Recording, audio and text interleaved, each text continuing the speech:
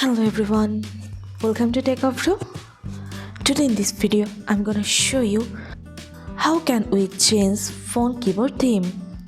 Before starting the video, please subscribe to Techavro. So let's get started. For this, you have to open your keyboard. Now here you can see 3 dots. You have to press on this. Now in this option, you can see theme. Press on this. From here, you can select your theme. You can customize your theme. In the option of background image, you can choose your picture from your gallery. And from here, you can change your background color. You can change your background, case, text, and hint. And you can set your brightness.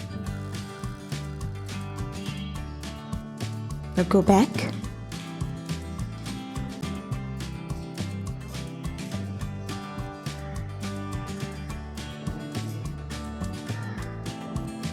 Now from here, you can choose your color theme. Press on set.